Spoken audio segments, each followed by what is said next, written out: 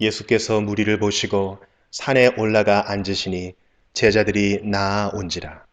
입을 열어 가르쳐 이르시되 심령이 가난한 자는 복이 있나니 천국이 그들의 것이며 애통하는 자는 복이 있나니 그들이 위로를 받을 것이며 온유한 자는 복이 있나니 그들이 땅을 기업으로 받을 것이며 의에 줄이고 목마른 자는 복이 있나니 그들이 배부를 것이며 긍휼히 여기는 자는 복이 있나니 그들이 긍휼히 여김을 받을 것이며 마음이 청결한 자는 복이 있나니 그들이 하나님을 볼 것이며 화평하게 하는 자는 복이 있나니 그들이 하나님의 아들이라 일컬음을 받을 것이며 의를 위하여 박해를 받은 자는 복이 있나니 천국이 그들의 것임이라.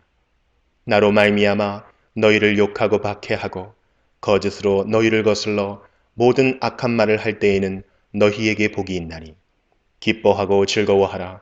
하늘에서 너희의 상이 큼이라. 너희 전에 있던 선지자들도 이같이 박해하였느니라. 너희는 세상의 소금이니 소금이 만일 그 맛을 잃으면 무엇으로 짜게 하리요. 후에는 아무 쓸데없어 다만 밖에 버려져 사람에게 밟힐 뿐이니라. 너희는 세상의 빛이라. 산 위에 있는 동네가 숨겨지지 못할 것이요. 사람이 등불을 켜서 말 아래에 두지 아니하고 등경 위에 두나니 이러므로 집안 모든 사람에게 비치느니라. 이같이 너희 빛이 사람 앞에 비치게 하여 그들로 너희 착한 행실을 보고 하늘에 계신 너희 아버지께 영광을 돌리게 하라.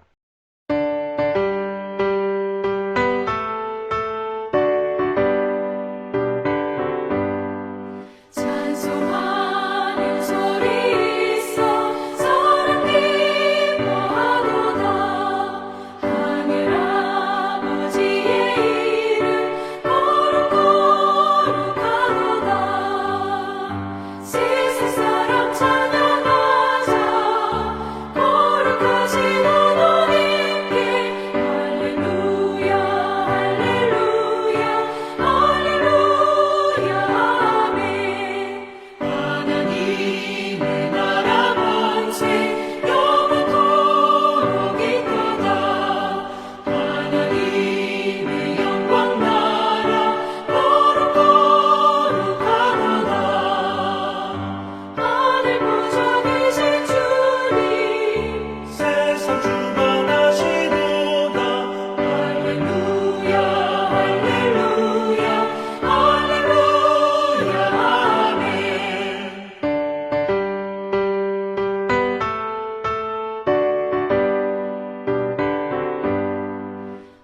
하나님의 크신 섭리 그 끝에는 되도다. 우리 아버지의 뜻은 거룩거룩하도다. 주여 속히 임하셔서 기쁜 날을 주옵소서. 할렐루야 할렐루야 할렐루야 아멘. 아멘.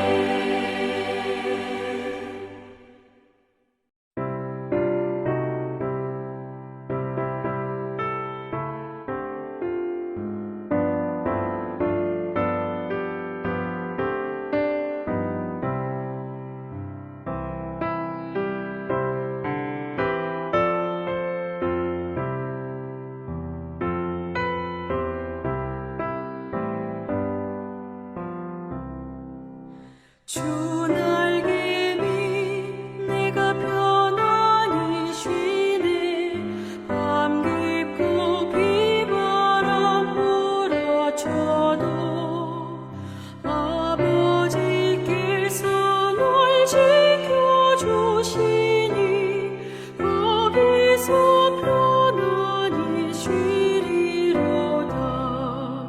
주 날개 밑 평안한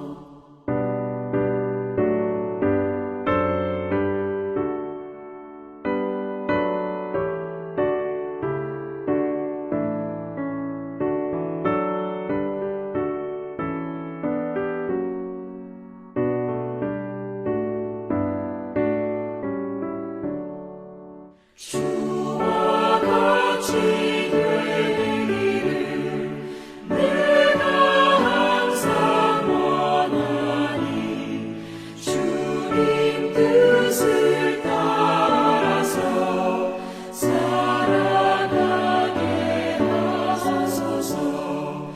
주 은혜로 거듭나 말씀 위에 붙겠어 영원 무궁하도록 주와 함께 살리라.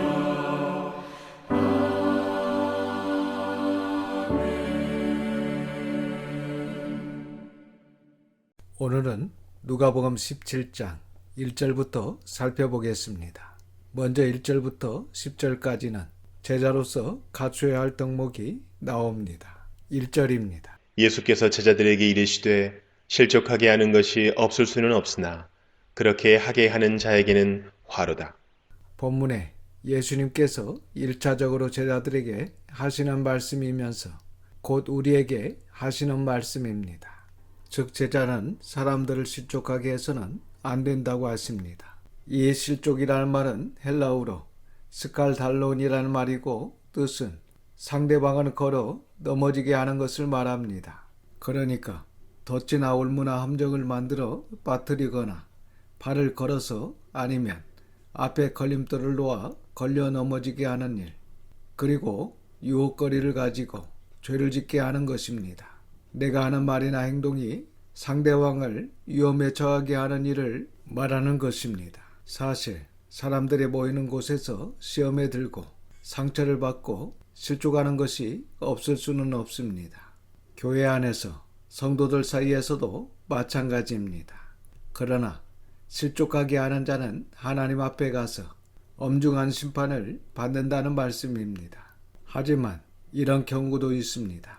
시험을 주지 않았는데 시험을 받는 사람이 있고, 상처를 주지 않았는데 상처를 받는 사람이 있고, 실족해 하지 않았는데 실족하는 사람들도 있습니다. 그래서 우리는 약하면 안 됩니다. 강해야 됩니다. 누구나 단점이 있고 연약한 부분이 있습니다.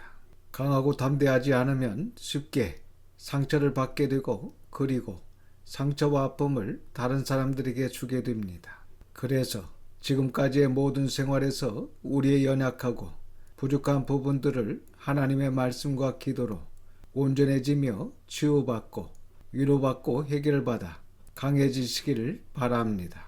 우리는 하나님으로 온전해지며 강건해질 수 있습니다.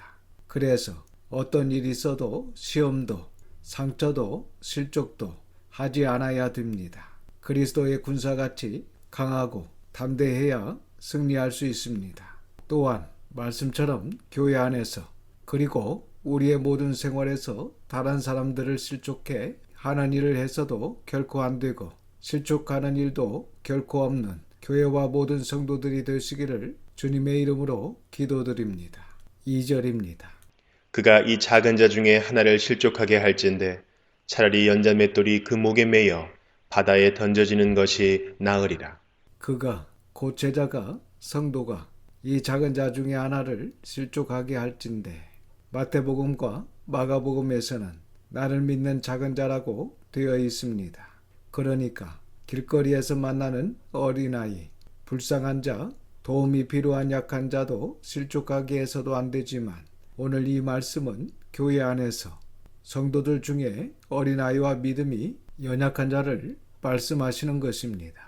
이런 자들을 실족하게 하게 되면 차라리 연자맷돌이 그 목에 매여 바다에 던져지는 것이 나으리라고 하십니다. 그러니까 실족시키게 되면 차라리 그 어린아이의 목에 연자맷돌을 매여 바다에 던져지는 것이 낫다고 할 정도로 어린아이를 실족시키는 것은 안 된다고 말씀하십니다. 마태복음 18장 7절 말씀에 어린아이를 실족하게 하는 일들이 있음으로 말미암아 세상에 화가 있게 될 것이라고 말씀하십니다. 그러니까 세상에 그 화가 미치는 것보다 그 어린아이가 연자맷돌에 매여 바다에 던져지는 것이 낫다는 말씀입니다. 그러나 실족이 된 아이를 죽이라는 말씀이 아니라 절대로 어린아이를 실족시켜서는 안 된다는 말씀을 하고 계시는 것입니다. 교회 안에서 믿음이 연약한 자도 마찬가지입니다. 예수님의 제자와 우리 성도는 어린아이뿐만 아니라 믿음이 연약한 자, 그리고 그 누구도 실족시켜서는 안 됩니다. 이 어린아이와 연약한 자 역시 하나님의 자녀요 하나님의 형상입니다. 이런 자들이 실족하여 상처를 받으면 주님을 떠나게 되고 상처를 받고 힘들게 하는 삶을 살아가고, 그리고 교회를 하나님을 대적하며 악한 삶을 살아가면서 평생 상처를 주고 상처를 받는 일을 합니다. 그리고 마귀의 편에 서게 됩니다. 그래서 우리는 어린아이와 믿음이 연약한 자를 실족하게 하는 행동과 말을 해서는 안 된다는 것입니다. 오히려 믿음으로 바로 세우고 믿음 위에 굳게 설 수 있도록 도와주어야 합니다. 그러므로 우리는 우리보다 연약한 자를 믿음으로 세우며 믿음으로 온전히 설 수 있도록 도와주는 모든 성도들이 되시기를 주님의 이름으로 축원합니다. 그리고 3절과 4절은 제자들이 갖춰야 할 두 번째 덕목입니다. 3절과 4절입니다. 너희는 스스로 조심하라. 만일 네 형제가 죄를 범하거든 경고하고 회개하거든 용서하라. 만일 하루에 7번이라도 내게 죄를 짓고 7번 내게 돌아와 내가 회개하노라 하거든 너는 용서하라 하시더라. 여기 내 형제는 성도입니다. 여기 말하는 죄는 사사로운 말의 문제, 사사로운 감정의 문제, 사사로운 관계적인 문제입니다. 그러니까 어떤 성도가 나에게 사사로운 잘못을 하거든 경고하고 회개하거든 용서하라는 것입니다. 그러나 하나님의 말씀에 반대되는 것을 하거나 교회를 어지럽히거나 질서를 무너뜨리는 문제는 하나님의 말씀대로 교회의 법대로 종회의 헌법대로 처리해야 합니다. 그래서 교회의 질서를 세우고 하나님의 말씀을 세워야 합니다. 그리고 중요한 것은 너희는 스스로 조심하라는 것입니다. 말이나 행동에 실수하지 않도록, 성도들에게 가볍게 보이지 않도록 늘 조심하라고 하십니다. 그리고 나에게 감정적인 문제로 잘못을 했을 때 조심히 경고하라는 것입니다. 그러니까 싸우듯이 나무라듯이 죄를 지적하고 경고하는 것이 아니라 비록 나에게 잘못해서 하는 경고도 조심히 하고 경고했을 때 잘못했다고 회개를 한다면 용서하라고 하십니다. 하루에 7번이라도 내게 잘못하고 7번 내게 돌아와 내가 잘못했다고 하거든 용서하라고 하십니다. 마태복음 18장 21절과 22절에 보시면 그때에 베드로가 나와 이르되 주여 형제가 내게 죄를 범하면 몇 번이나 용서하여 주리이까? 7번까지 하오리이까?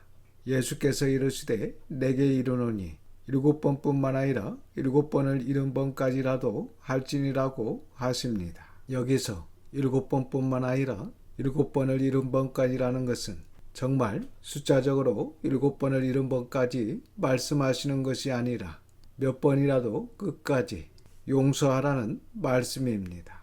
그리고 본문에 용서하라는 말은 헬라어로 아피에미입니다.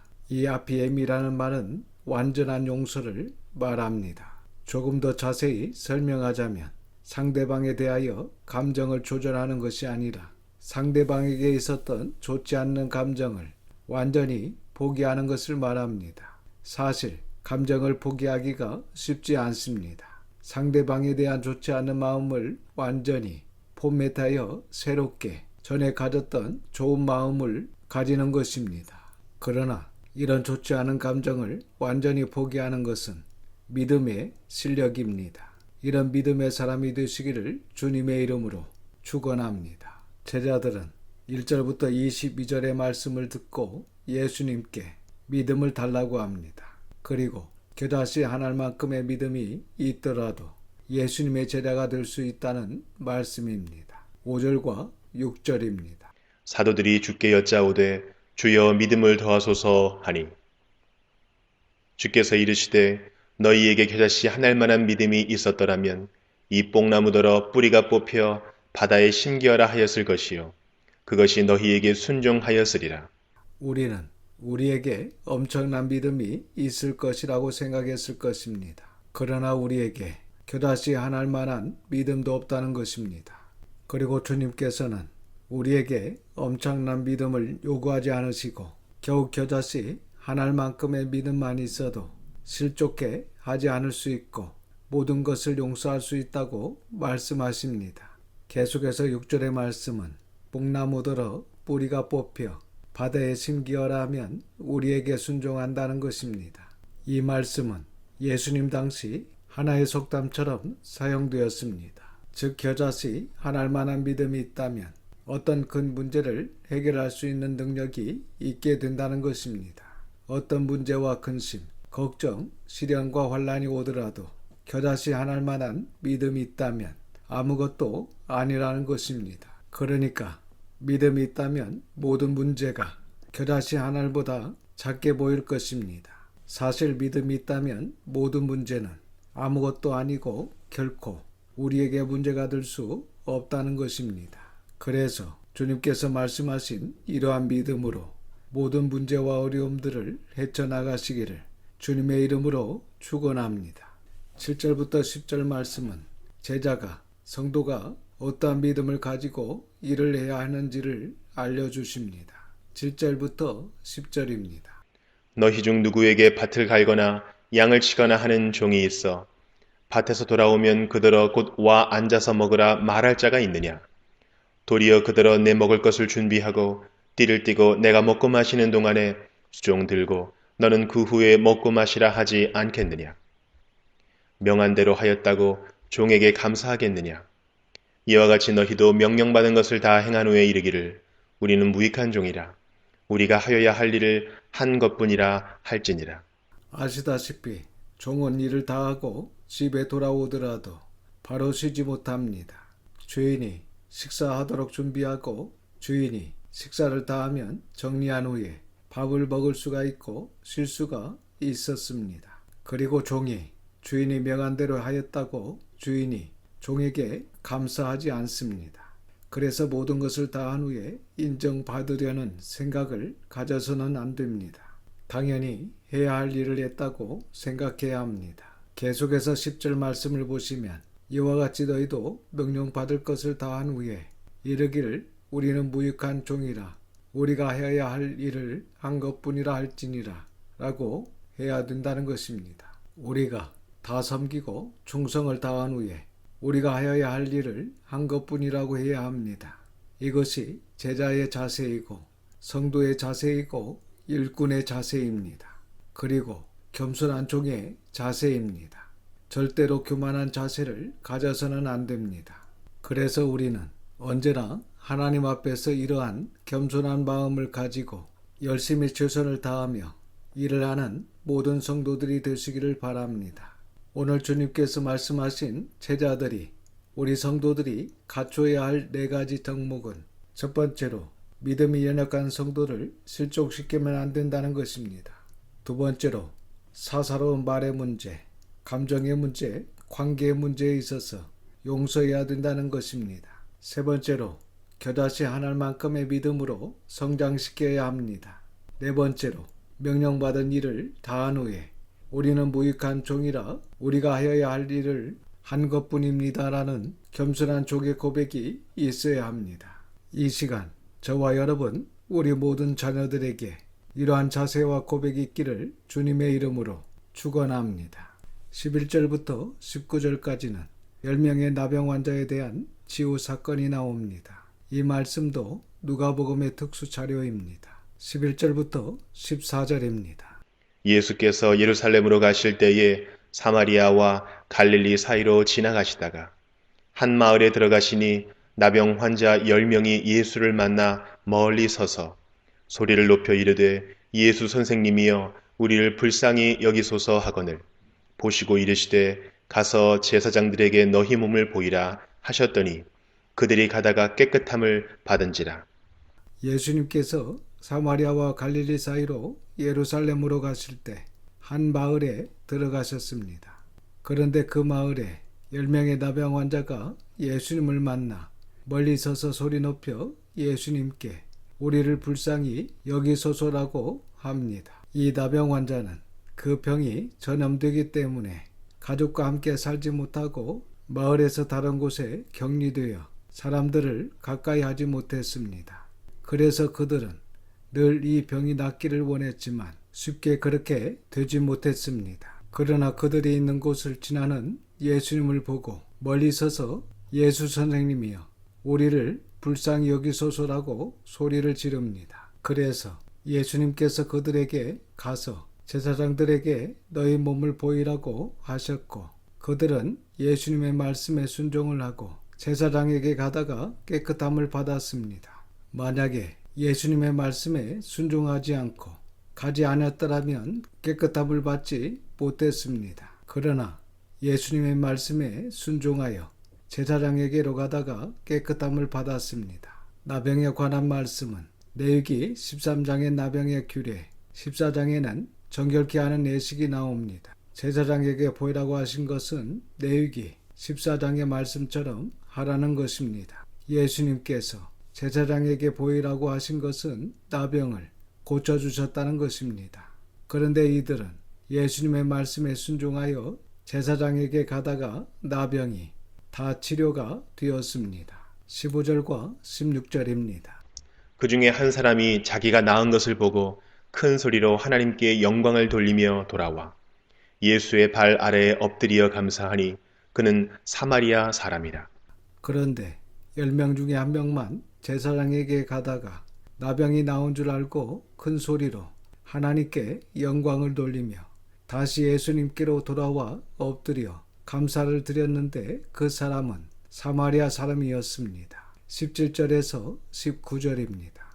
예수께서 대답하여 이르시되 10사람이 다 깨끗함을 받지 아니하였느냐? 그 9은 어디 있느냐? 이 이방인 외에는 하나님께 영광을 돌리러 돌아온 자가 없느냐 하시고 그에게 이르시되 일어나 가라 내 믿음이 너를 구원하였느니라 하시더라. 그런데 예수님께서 10명이 치료를 받았는데 한 명만 돌아와 감사하고 9명은 예수님께로 돌아와 감사하지 않은 것을 보시고 섭섭해 하시면서 내 믿음이 너를 구원하였느니라고 하십니다. 이 사람은 몸의 병을 치유받는 것뿐만 아니라 영혼까지 구원받는 더 큰 은혜를 받을 수 있었습니다. 우리에게 이런 감사와 믿음이 있기를 축원합니다.